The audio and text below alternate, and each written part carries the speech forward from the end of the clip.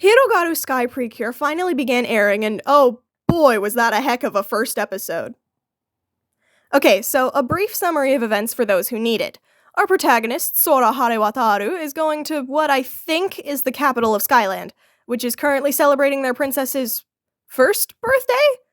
Well, they're celebrating her birthday, and she's still a baby but not a newborn, so. Yeah, they're celebrating her first birthday when, oh no, horror! The princess is kidnapped by this pig guy named Kabaton, who wrecks a bunch of stuff on his way out.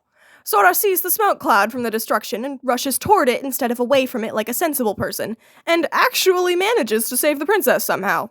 For about 10 seconds before she's kidnapped again and dragged through a portal which Sora also jumps through to get the princess back. Again. Really, this poor baby is being passed around like a hot potato. So anyway, it turns out the portal leads to Earth, and Sora finds herself very high in the sky and falling to her doom.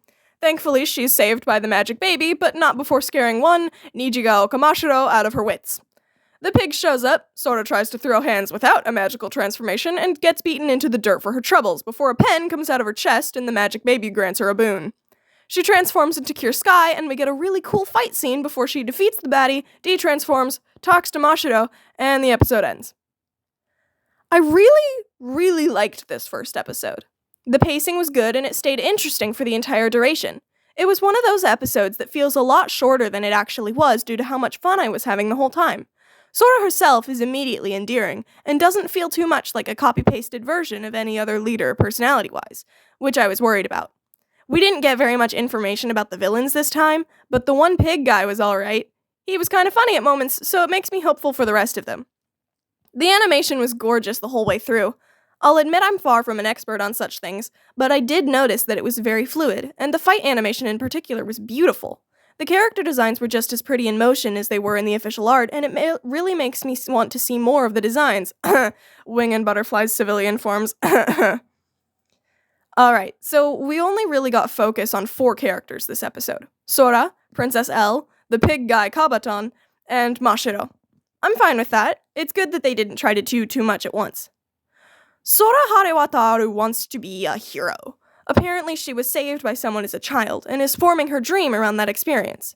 The thing is, she's actually terrified of a lot. Throughout the episode, while she does manage to keep a cool head, we can see her hesitating, and Mashiro even comments on her shaking hands. Along with that, one of the pages we see from her hero diary implies that she's afraid of heights, despite living in Skyland. This contrasts with the beginning of the episode, where her bird taxi comments that she must not be afraid of anything as she leans over the edge. I love the idea that she's actually terrified of a lot and just acts like she isn't, and pushes on despite her fear. That's what real bravery is, after all, to keep moving in spite of fear, not a lack of it. I'm actually very interested in her backstory as well, since I'd wager that it involves a legendary cure, and I always love when we get those. I'm also hoping that as the series goes on, we'll get to see her be more vulnerable with the people she's close to. Being that brave for that long can be tiring, and I'd love to see the effects of that. Right, so we didn't get to see that much of Mashiro this episode, but what we did see was pretty good.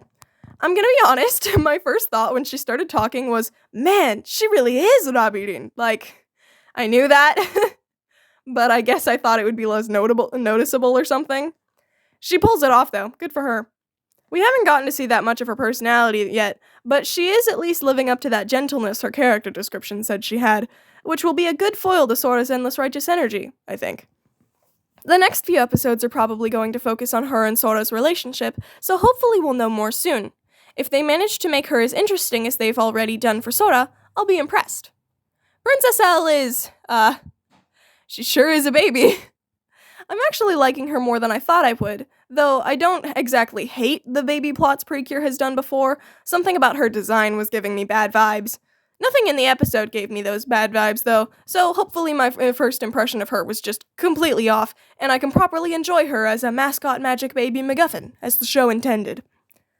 I don't have much to say on the pig guy just yet, though I will comment that my watch party kept comparing him to BNHA's Bakugo, what with him calling Mashiro an extra, and then ripping up Sora's hero-themed journal.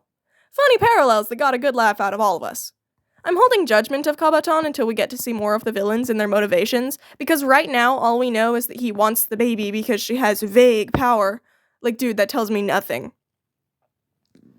If there are any massive innovative changes to Precure's usual plot structure, we have yet to see them.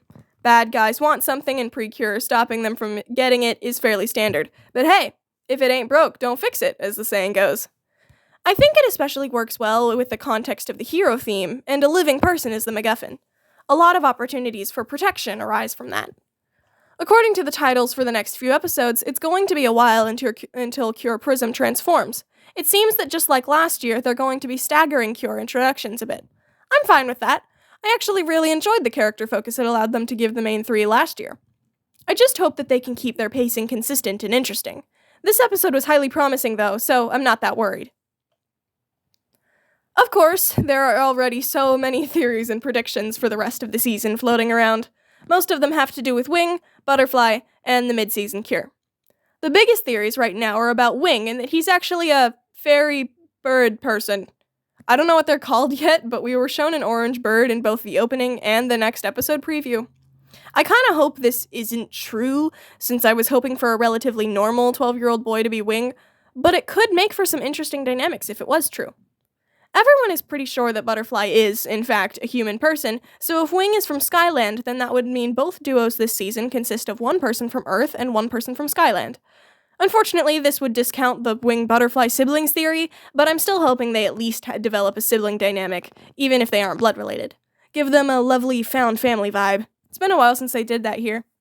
Speaking of Butterfly, everyone is pretty sure that she's the driver of the car in the opening, and also that she probably works at the local Pretty Holic shop, since it's her background in the ED. That's solid, I think. I know some people are excited to see Butterfly dealing with some more adult problems, and her having a job and being able to drive would fill that niche nicely. On the side of the mid-season cure, well, their name has already been hacked from toys, though I won't share that here since I want to be spoiler-free. Most people are pretty sure she's going to be Princess L-chan, which I do think is true, but I'm also very worried about. See, they did the whole baby mascot becoming the mid-season cure thing back in Hirogaru Sky, and it worked there only because Kotoha was extremely magical in origin, so her growing up abnormally fast was more believable. Same with Komekome last year. She's a magical fairy, they're just weird like that. Elle, on the other hand, while she has been implied and shown to possess incredible magical power, she's a genuine baby as far as we know. She has parents. She just had a birthday, for crying out loud. It would hurt me to see them make her grow up supernaturally fast, since to me, so far, she reads as a mostly normal, mostly human kid. I hope they surprise me. I hope they pull it off so well that I laugh at my past self for ever being worried. Only time will tell. Okay, so I said most people think that Elle is going to be the mid-season cure, and that's because the rest think it's going to be Mashiro's grandmother. What? I only sort of understand this one, but I think it's far more likely that she's the legendary Cure, the hero that saved Sora when she was little, like Cure Flower back in Heartcatch. I honestly can't wait to meet her. I bet she's going to be so interesting. I do not, however, think she's going to be our mid-season Cure. So, yeah, those are my thoughts on the first episode of Hirogaru Sky Precure. I am planning on reviewing the rest of the season, but I'm not sure if I want to do it episode by episode or in chunks, like one video review per month, detailing the month's episodes. Comment which format you'd rather watch, since I'm torn.